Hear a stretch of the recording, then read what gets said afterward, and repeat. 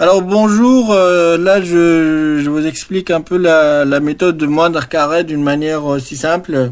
Alors la méthode de moindre carré elle se repose souvent sur la régression linéaire, c'est de déterminer la dépendance entre deux variables d'étude, x et y par exemple. Là j'ai pris une distribution des points envers x et y, voilà on a c'est en ordonnée. Et je veux déterminer leur dépendance. Donc du coup, d'une manière très simple, ce que je peux faire, c'est de dessiner une droite au milieu. Ben justement, c'est doit être 50-50 au milieu, une droite linéaire qui passe par l'origine, par exemple. Et là, je dis que voilà, cette droite-là est vraiment représente la dépendance absolue entre x et y. Et donc et puis comment je peux déterminer que mes points là dépendent vraiment de x ou y, c'est justement je peux calculer leur distance envers cette droite, puis en faisant la moyenne par exemple, et puis je dis que mes points dépendent à combien de degrés de ces deux variables. C'est une manière d'en faire, mais voilà, si par exemple j'ai beaucoup de points là qui se tirent envers x et moins de points là qui se tirent envers y. Donc là, je peux déterminer aussi leur dépendance, où je dis que mes points dépendent plutôt de x que y, en faisant des manières de calcul là. Mais il n'y a pas vraiment une règle claire, parce que ça dépend le projet pour déterminer la dépendance. Hein. Et donc là, si j'admets que cette droite là qui passe par l'origine, c'est une droite de dépendance absolue, mais aussi dans certains problèmes, peut-être cette droite là, c'est une droite qui représente la dépendance absolue, ou par exemple deux x sont plus forts qu'un seul y, plutôt deux y sont plus forts qu'un seul x, donc la distribution de points elle est préférable qu'il se retire plus envers de y envers x. Bon, ça si on admet que j'ai une droite linéaire, mais je peux aussi dans mon projet, j'ai une courbe comme ça, en admettant que cette courbe-là, quant à elle, représente la dépendance de mes points. Et si mes points s'éloignent de cette courbe-là, donc ils dépendent pas vraiment de mes x ou bien et y, ou bien des deux. Donc bon, ça c'est vraiment c'est quelque chose pour vous dire que pour déterminer la dépendance entre deux variables d'étude, bah on doit en voir notre projet ou bien notre problématique, voilà. Mais dans cette vidéo là, l'important c'est de vous expliquer la méthode de moindre carré. Bon, la méthode de moindre carré, elle va commencer tout d'abord par une droite de dépendance linéaire qui passe par l'origine, voilà, c'est justement au milieu 50-50. Et puis donc c'est une voilà, là on commence par ax, par exemple y égale ax, mais au fur et à mesure on va parce que là on peut voir qu'on a des grands écarts envers la droite rouge. Et au fur et à mesure, on va commencer à déplacer cette droite-là. Par exemple, je la déplace comme ça. Et j'essaye du coup de trouver un moyen pour que cette droite-là passe envers tous les points, ou bien dans tous les points possibles, comme ça, d'une manière que je réduis leur distance envers cette droite. Donc là, j'essaie de minimiser, je fais comme ça, j'essaie de minimiser la distance de chacune des points envers cette droite.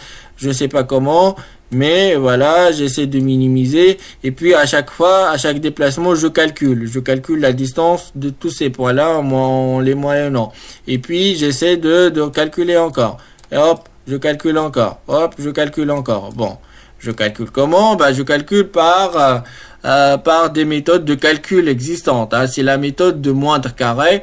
Et pourquoi c'est la moindre carré? Parce que là, j'essaie de minimiser les carrés qui ont été laissés par ces points-là. Parce que si on prend par exemple cette data-là et je fais une projection oblique, là je vais trouver comme si une sorte de triangle. Et là j'essaie de minimiser les angles envers cette droite là, mais tout en reposant sur une droite. Alors je peux pas prendre une courbe parce que la méthode me dit comme ça, et donc là finalement j'essaie de trouver une droite, donc cette fois-ci doit être égale à ax plus b, parce que là elle passe plus par l'origine, donc elle est plus ax, mais maintenant elle est ax plus b. Donc et du coup j'essaie de la déplacer jusqu'à minimiser l'erreur, ou bien jusqu'à j'obtiens le moindre carré de tous mes points là.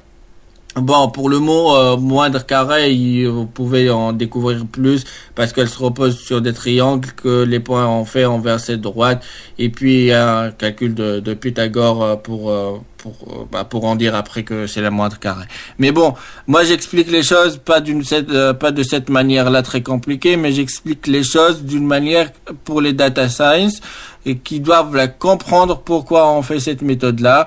Donc cette méthode-là pour trouver la droite qui peut être vraiment au milieu de tous les points.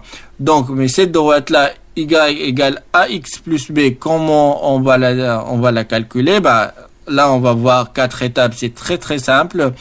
Donc là, je prends mes points là, je regarde leur x. Donc là, j'ai x1, x2, x ainsi de suite. Je calcule leur x bar, c'est la moyenne. Et puis, je reprends mes points encore, mais cette fois-ci, je calcule leur y bar, c'est leur moyenne envers y. Et puis je fais quoi? Donc je vais appliquer cette formule là qui est xi moins x bar. Donc pour chacun des data, xi moins x bar c'est la moyenne. Je lève le tout au carré, puis je divise par xi moins x bar fois yi moins y bar.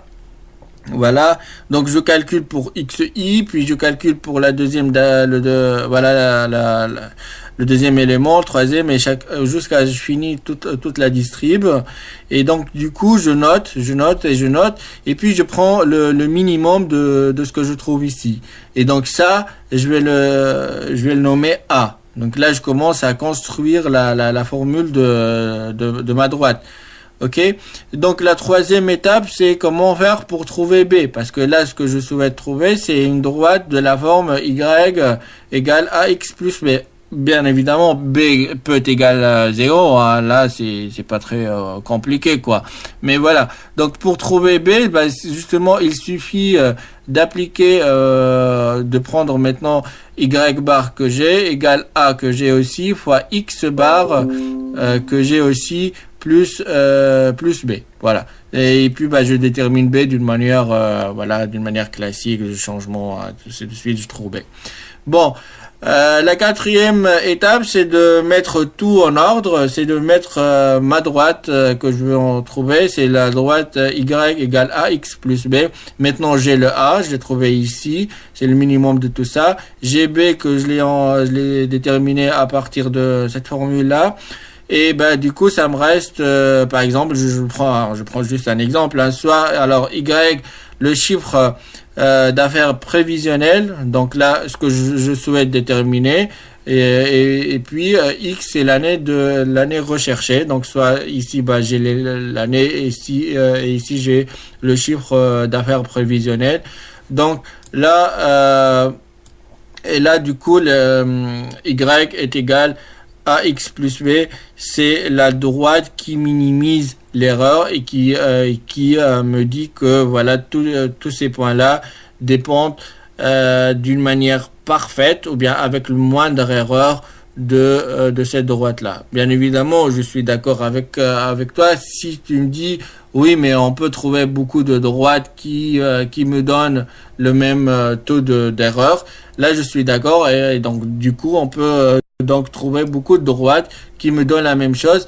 Bon, c'est d'une manière optimisée si on rentre plus dans les détails à beaucoup de virgules près, ou voilà, là Si par exemple je trouve une erreur de 0,001 et l'autre erreur c'est 0,0001, ça c'est pas la même chose du coup.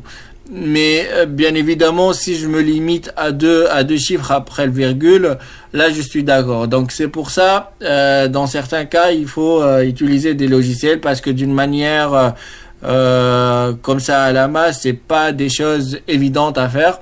Mais voilà, c'est justement, il faut utiliser soit R, soit Python, soit SAS, soit ce qu'on veut pour que on obtient voilà une droite qui touche, qui soit au milieu de tous les points que j'en veux. Voilà, c'est justement ça la méthode de moindre carré. Hein. Voilà, merci et à la prochaine.